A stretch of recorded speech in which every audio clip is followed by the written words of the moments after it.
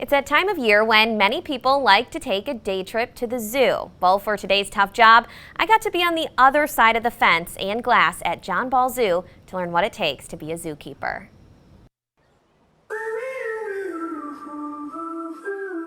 It may seem like all fun and games. Being up close to animals, big and small, you can only see behind a fence or glass. But being a zookeeper can be an intense and challenging job. A lot of people think, we might just play with animals, but it's a lot of work that goes into this job.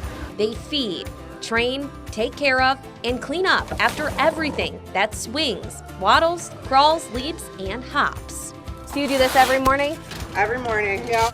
We'll do what we call a morning check and essentially come and say good morning and be their little alarm wake-up call. Every zookeeper's day is different, depending on their specialty or habitat.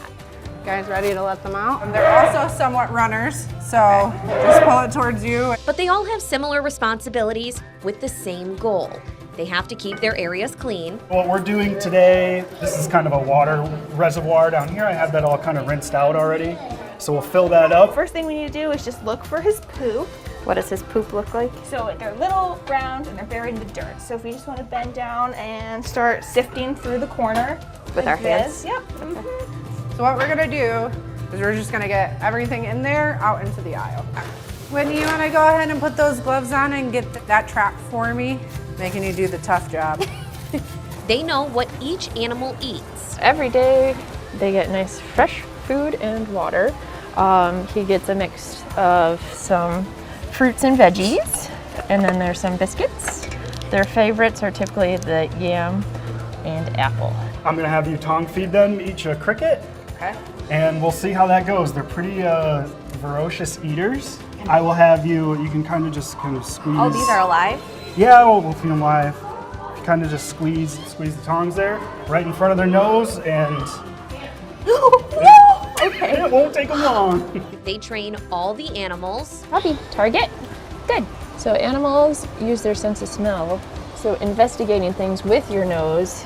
So what I'm asking him is to put his nose on this target stick.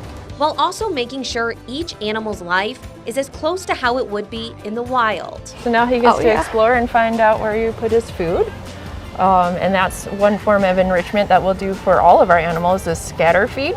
So they'll have to investigate all of their terrain and their habitat to find and locate their food like they would have to do that in the wild. Goats are also climbers, so that's why we have this structure, because we want them to do natural behaviors that they would do in the wild. So they would climb on rocks or they would climb up a hill, so we want to increase those behaviors. We are making sure we are providing every natural element that these guys would have, as well as micro habitats within their zoo habitat. Okay. So there's kind of a lot going into the daily care for amphibians and reptiles here. While there's hard parts of their day-to-day job, nothing compares to what most agree is the toughest part of their job. We live typically longer than our critters that we care for, so they become part of our own family, much like your animals at home might. So saying those goodbyes are equally as hard. It's hard to get to know a lot of animals and then they're gone like the next second. For Tough Jobs, I'm Whitney Amann.